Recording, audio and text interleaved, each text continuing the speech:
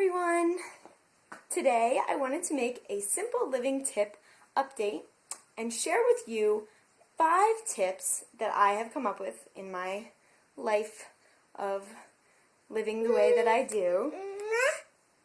5 tips on how to clean less. I know some of you out there may be thinking, well, I like to clean. And if that's you, way to go. I wish I felt the same way. I don't like to have a dirty, filthy house, and I don't like things to be unsanitary, but I guess my approach to cleaning is kind of like my approach to brushing my teeth. I should probably do it more out of respect for my teeth, and I do it enough so that my teeth aren't falling out, but it's not exactly like I derive a whole lot of pleasure from brushing my teeth. Same thing from cleaning a house. I like a clean house, but I don't always have time to devote exclusively to cleaning. So, I've come up with some tips that help me to maintain a reasonably livable space without having to expend a lot of energy cleaning.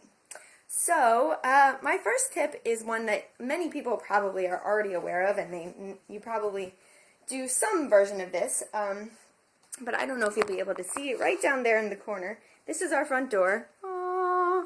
And right down by the corner we have a tray, and that is where we take off our shoes when we come in the house. And just by taking off your shoes, you eliminate so much tracking of dirt, and actually I'm going to do that right now.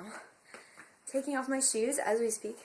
You eliminate a lot of dirt that gets tracked in. So that's my first simple tip.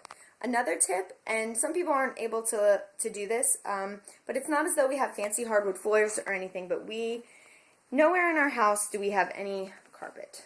Okay, so carpeting, as my husband likes to refer to it, the wall-to-wall diaper.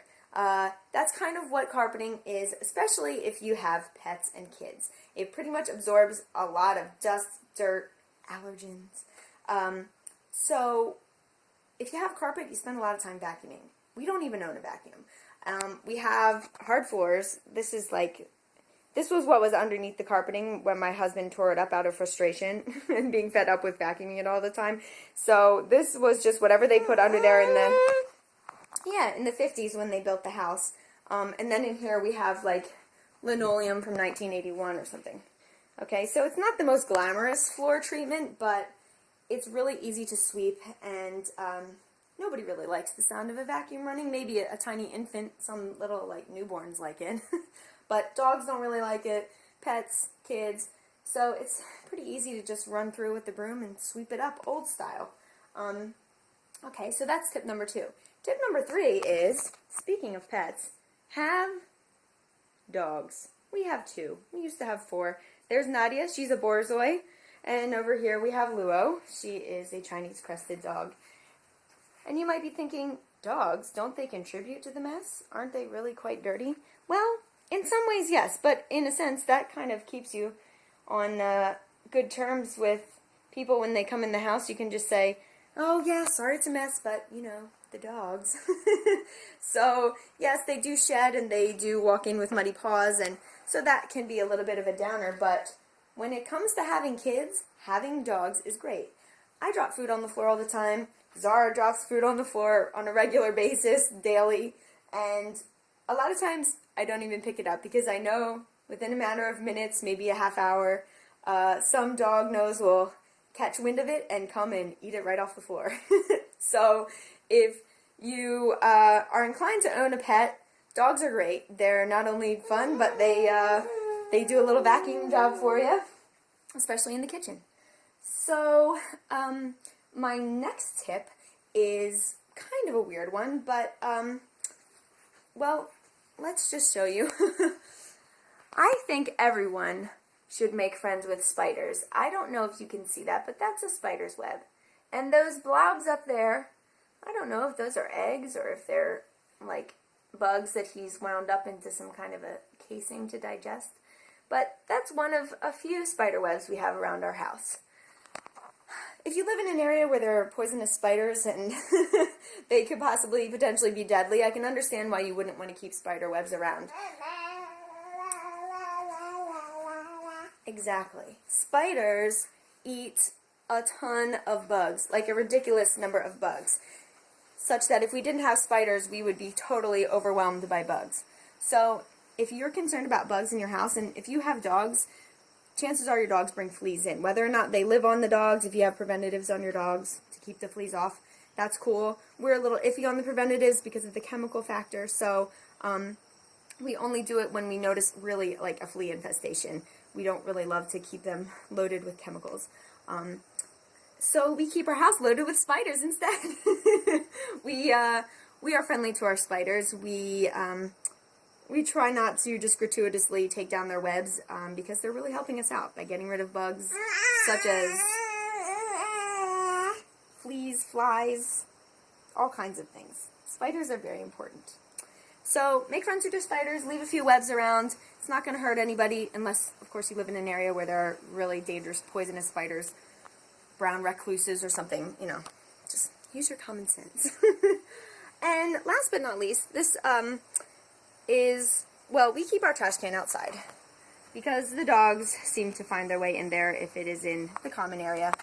But one great way to keep the stink factor and the mess factor and the waste factor down when it comes to trash is to have a compost pile. That's like one excellent way that keeps you from having to constantly disinfect and clean the smell of the air and whatever, because you don't have a lot of garbage rotting in your trash can. You just take it outside and throw it in the compost pile just like we have right here. As you can see, there's some nice fresh garbage in there. Some flies buzzing around, so who knows what ended up in there, but it's a great way to get fertilizing, healthy, happy soil in your garden and to cut back on stinky trash, which is a common cause for cleaning. Another tip on top of that I will just add my little plug in here for being a vegetarian. If you don't have a lot of greasy, rotting meat around, that really cuts back on your need to disinfect things. There are a lot of natural disinfectants, like grapefruit seed extract is a very popular one, and it's very effective. And there are several others. I know a lot of people use vinegar treatments and things like that. So there are ways to clean and disinfect that aren't toxic. But if you can avoid some of the sources of the bacteria to begin with, I think that's really great. And one really big source of bacteria are things like meat, poultry, and eggs, which can really breed some nasty stuff on your countertops and elsewhere. So those are my 5 weird tips on how to clean less. And for my friend in Australia who has been asking about the clothesline, there it is in use with the beautiful diapers all hung out. And another tip for people that don't want to use bleach on their diapers, one great way to disinfect is to take advantage of the wonderful holes in our ozone layer. Is to get your diapers out and hang them in the sun, and the UV rays from the sun will disinfect them and will also bleach out a lot of those poopy stains. So you can see there's a little dinge on there, but nothing like what it would be if I just stuck them in the dark, dank dryer. So thanks for watching. Hopefully you guys can use some of those tips. Again, that's just some things that I use to try to simplify my life and keep from having to use a lot of chemicals and annoying contraptions like vacuum cleaners to keep things straight.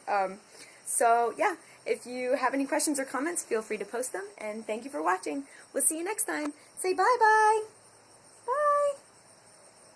Bye. Bye.